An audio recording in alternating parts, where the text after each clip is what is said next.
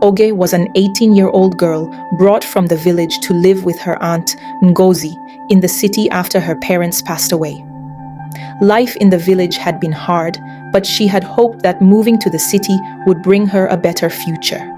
Instead, she found herself working as a housemaid in her aunt's home, treated more like a servant than a family member.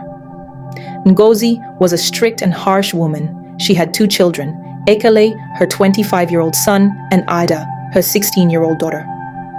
While Ada was kind, Ekele was just as cruel as his mother.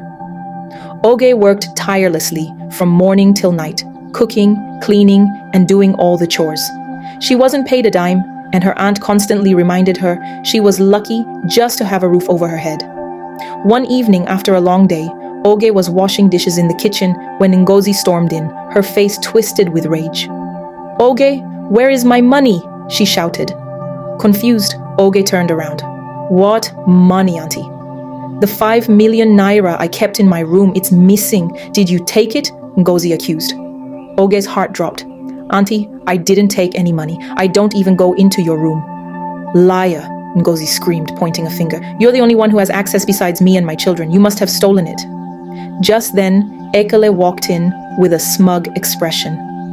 "Mummy, I saw Oge sneaking out of your room this afternoon," he said smoothly. "I didn't want to say anything, but since the money is missing..." "That's not true," Oge protested. "I never went near her room." "Shut up, thief," Ngozi yelled, slapping her across the face. Oge staggered but didn't cry. She was used to their abuse, but this accusation cut deep. "Auntie, please, I didn't take anything," she pleaded. "I don't believe you," Ngozi snapped. "You're lucky I ever brought you here. You're nothing but a burden." "Mummy, we need to punish her," Ekele said, eyes gleaming. Ngozi nodded. "Go to the store and stay there until you confess." The store was a tiny, dark room at the back of the house, damp, airless, and filled with junk.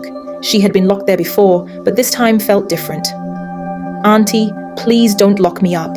I didn't do anything wrong," Oge begged, but Ngozi ignored her. She dragged Oge by the arm, with Ekele laughing behind her, and shoved her into the store, locking the door with a loud click.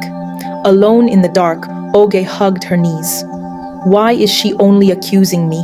Her children live here too. Why am I the only suspect?" As hours passed, the room got colder. Her stomach growled from hunger. On the second day, she still hadn't eaten, yet she stayed strong.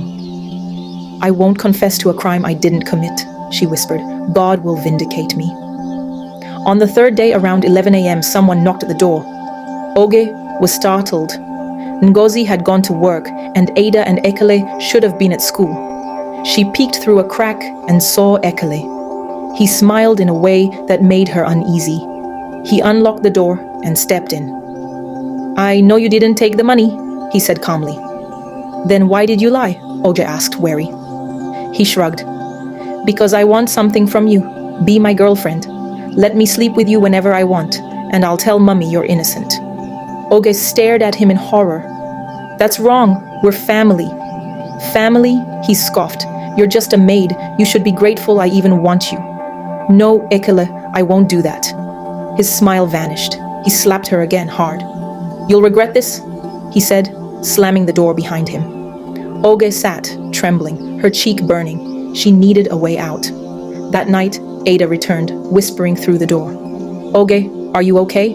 I brought food." Oge nearly cried with relief. "Thank you, Ada. You're the only one who cares." As Oge ate, she told Ada what happened. "I knew it," Ada whispered. "Ekele is evil. I have a plan. Tomorrow I'll bring my phone. We'll catch him on video." The next morning, Ada returned with food and a plan. "Hide this phone. When Ekele comes, pretend to agree. Let him confess on video. That's our proof." "What if he doesn't come?" "He will," Ada said. "He wants something too badly." They set up the phone, hidden behind boxes. Hours passed. Then, footsteps. Ekele entered. "I'm back," he said smugly. "Have you thought about it?" Oge took a deep breath. "Yes, I'll do it, but you must confess to Mummy." "I will," he said, removing his clothes. "I even still have the money." Oge waited, then she pulled away. "Number I can't, and I know you stole the money. He was furious. "No one will believe you," he shouted, then stormed out. Oge quickly retrieved the phone and played the video. Every word, every action, it was all there. Later that night, Ada returned. Oge showed her the video.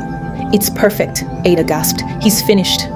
The next day, Ada confronted Ekele at school. She showed him the video.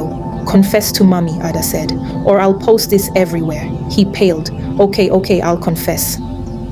That night, Ekele admitted everything to Ngozi. He stole the money and tried to frame Oge. Ngozi was speechless. Her face turned pale. "I'm sorry, Oge," she said with shame. "Please forgive me." Oge walked out of the store, free at last. Don't forget to subscribe, like, and comment. It really helps the channel grow. Final episode will be posted on Thursday, so stay tuned. Thanks for watching.